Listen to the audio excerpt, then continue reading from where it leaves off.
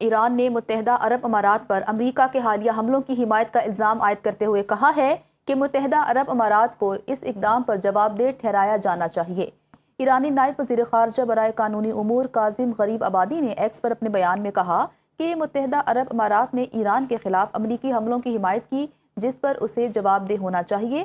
غریب آبادی نے امریکی محکمہ تجارت کی ایک دستاویز کا حوالہ دیتے ہوئے دعویٰ کیا کہ اس میں امریکی برآمدی پابندیوں میں متحدہ عرب امارات کے لیے نرمی کو امریکہ کے قومی سلامتی کے مفادات بشمول آپریشن ایپک فیوری کی حمایت کا اعتراف قرار دیا گیا۔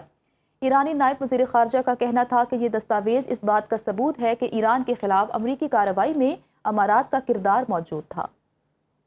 سعودی ولی عہد شہزادہ محمد بن سلمان اور امریکی صدر ڈونلڈ ٹرمپ کے درمیان ٹیلی فونک رابطہ ہوا، جس میں ایران سے مذاکرات اور مشرق وسطیٰ کی صورتحال پر تبادلہ خیال کیا گیا۔ سعودی پریس ایجنسی کے مطابق سعودی ولی عہد محمد بن سلمان اور امریکی صدر ڈونلڈ ٹرمپ نے ٹیلی فونک رابطے کے دوران دو طرفہ تعلقات اور خطے میں جاری پیش رفت پر بات چیت کی۔ گفتگو میں امریکہ اور ایران کے درمیان جاری مذاکرات کا بھی جائزہ لیا گیا۔ دونوں رہنماؤں نے آبنائے ہرمز سمیت سمندری راستوں اور بین الاقوامی بحری آمد و رفت کے تحفظ کو انتہائی اہم قرار دیتے ہوئے اس بات پر زور دیا ہے کہ خطے میں امن، سلامتی اور استحکام کے فروغ کے لیے مشترکہ کوششیں جاری رہنی چاہئیں۔ دونوں رہنماؤں نے مشرق وسطیٰ میں کشیدگی کم کرنے اور استحکام کو فروغ دینے والی سفارتی کوششوں کی بھی حمایت کا اعادہ کیا۔ Pakistan virtual asset regulatory authority کے چیئرمین بلال بن ثاقب نے کہا ہے کہ ان کی مفتی تقی عثمانی سے ڈیجیٹل اثاثوں اور ان کی شرعی حیثیت سے متعلق جاری مباحثے پر تعمیری اور مفید ملاقات ہوئی۔ سماجی رابطے کی ویب سائٹ ایکس پر جاری بیان میں انہوں نے کہا ہے کہ دونوں اس بات پر متفق ہیں کہ پاکستانی عوام کو دھوکہ دہی، استحصال اور مالی نقصان سے محفوظ رکھنا اولین ترجیح ہے۔ بلال بن ثاقب کے مطابق ملاقات میں بلاک چین، ڈیجیٹل اثاثوں، اسٹیبل کوائنز اور حقیقی اثاثوں پر مبنی ٹوکنائزڈ اثاثوں کی مختلف نوعیت پر تفصیلی گفتگو ہوئی اور اس بات پر زور دیا گیا ہے کہ ان ٹیکنالوجیز کا تکنیکی اور شرعی دونوں پہلوؤں سے جامع جائزہ لیا جانا چاہیے۔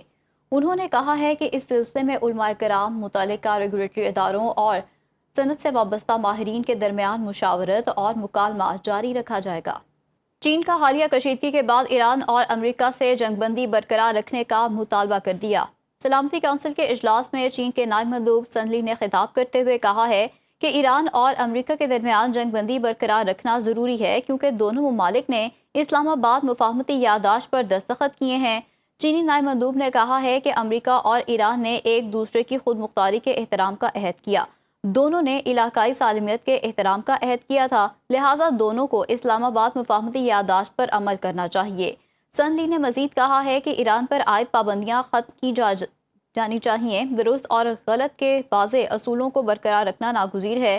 ایران جوہری ہتھیار تیار نہ کرنے کے اپنے عزم پر قائم ہے، لیکن تہران کو پرامن مقاصد کے لیے جوہری توانائی کا حق حاصل ہے۔ ان کا کہنا تھا کہ چین مسائل کے حل کے لیے غیر جانبدار اور مستقل موقف پر قائم ہے۔ بیجنگ پرامن حل کے لیے تعمیری کردار ادا کرنے کے لیے پرعزم ہے۔